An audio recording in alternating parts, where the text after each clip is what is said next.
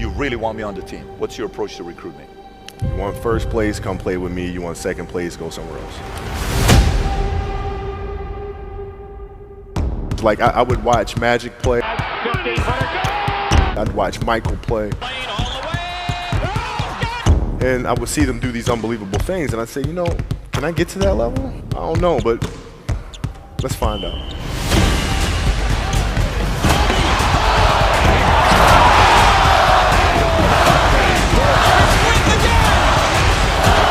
That's why he's the best player in the game. Everything was done to try to learn how to become a better basketball player. Everything. Everything. And so when you have that point of view, then literally the world becomes your library to help you to become better at your craft. So because you know what you want, the world's giving you exactly the information you need to become better at it. Because you know what you're looking for. So many guys tell stories about your work ethic. Yeah. What was really your work ethic like, and for how long did you stay disciplined? Well, I mean, every day. I mean, since 20 years. I mean, it was an everyday process, and trying to figure out strengths and weaknesses. For example, jumping ability. Man, my vertical was a 40, it wasn't a 46 or a 45. My hands are big, but they're not massive. Right? So you got to figure out ways to strengthen them so your hands are strong enough to be able to palm a ball and do the things that you need to do. Quickness, I was quick, but not insanely quick. I was fast, but not ridiculously fast. Right? So I had to rely on skill a lot more. I had to rely on angles a lot more. I had to study the game a lot more. And but I enjoyed it though. So like from the time I can remember when I started watching the game, I studied the game, and it just never changed. It's a good separation for me, emotionally, to be able to put myself in a place where at practice or when I'm training or during games, I switch my mind to something else. I switch my mode into something else, right? For me, it's the equivalent of Maximus, Decimus, Meridius, and Gladiator picking up the dirt, smelling the dirt. It's go time, right? So that was my mental switch. It was like an actor getting ready for a film. You got to put yourself in that cage. When you're in that cage, you are that character. And then when you leave there, it's something completely different. But when I'm in that cage, bro, don't touch me, don't talk to me. Just leave me alone. How did you get mentally and emotionally so strong where it doesn't bother you? Well, you got to look at the reality of the situation. Like for me, it's not, you kind of got to get over yourself. Like, it's not about you, man. Like, okay, you feel embarrassed. You're not that important. Like, get over yourself. That's where you go. Get over yourself, right? Like you're worried about how people may perceive you, and like you're walking around and it's embarrassing because you shot 5 air balls. Get over yourself. Right? And then after that, it's okay, well, why did those air balls happen? Got it. High school, year before, we played 35 games, max, right? Week in between, spaced out, plenty of time to rest. In the NBA, it's back to back to back to back to back to back to back. I didn't have the legs. So you look at the shot, every shot was online. Every shot was online, but every shot was short. Right? I got to get stronger. I got to train differently. The weight training program that I'm doing, I got to tailor it for an 82-game season so that when the playoffs come around, my legs are stronger and that ball gets there. So I look at it with rationale and say, okay, well, the reason why I shot air balls is because my legs aren't there. I go, well, next year they'll be there. That was it. Done. Were there some names that you looked at and says, these 3 guys are as crazy as I am? At the time, I deal with what I've referred to as Goat Mountain. I went to Goat Mountain, and I talked to Magic, Michael, Bird, Hakeem Olajuwon, Jerry West, Oscar Robinson, Bill Russell. So I would talk to them. What did you do? What were your experiences? Michael in particular, he's become my big brother. He's been my big brother since I first came in the league. And what was that process like? So I went to them and started understanding the ins and outs of the game and how they approach things and their level of detail and obsessiveness, and that's what I did. The players that had that passion but weren't willing to commit their entire lives to doing that, right? It's a choice, right? You have other things. You have family. You have all these other things that you have to do. The game can't really be your #1 priority. And so I was looking at that like, man, this is going to be fun. If I'm buddies with you from high school, if I'm a cousin of yours, what happened to our relationship? How did that gravitate when you went into the league and you're determined to become the greatest, or you're determined to become one of the greatest? What happens to our relationship? Well, it suffers. It does suffer. Oh, yeah. Okay. Yeah. And you understood that. You were okay yeah. with that. Well, yeah. And the people that love you, like friends and family, like they know that about you. Got it.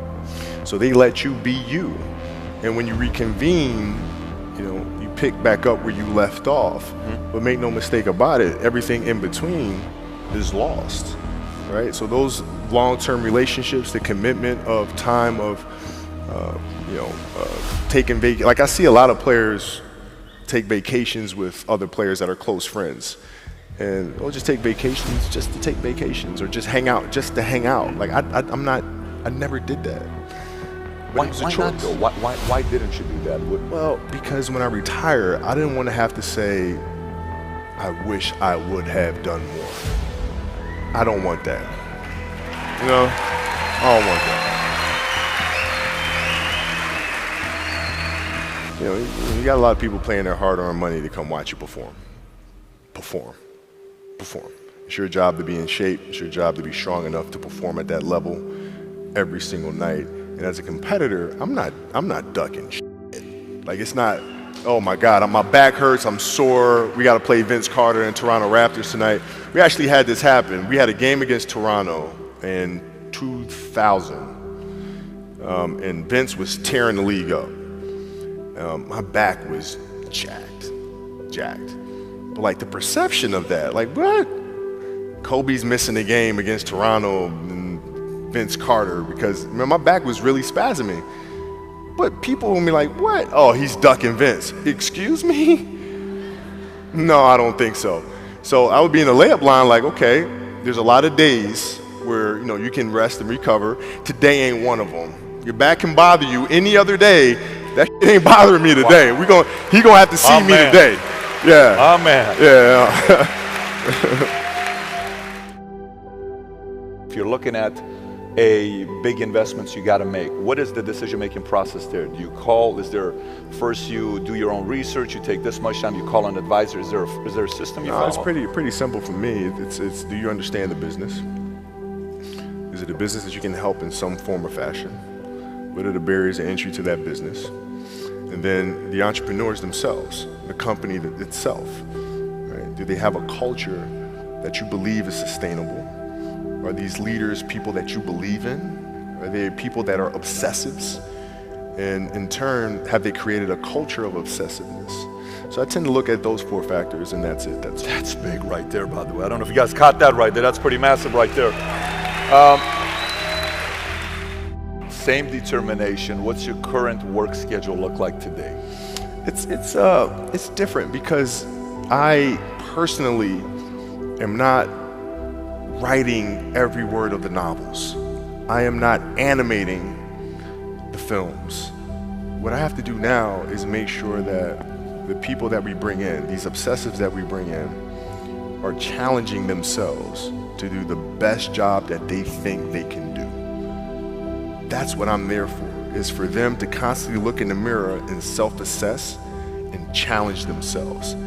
If we have a project and you're saying, okay, I can do that, that's not the project we want. The projects that say, I don't know if I can animate that. I don't know how to write that story. I don't know how to do that. Those are the things we want, because through that curiosity, you'll reach a level that you didn't think was possible. And so running the studio, that's what I'm doing.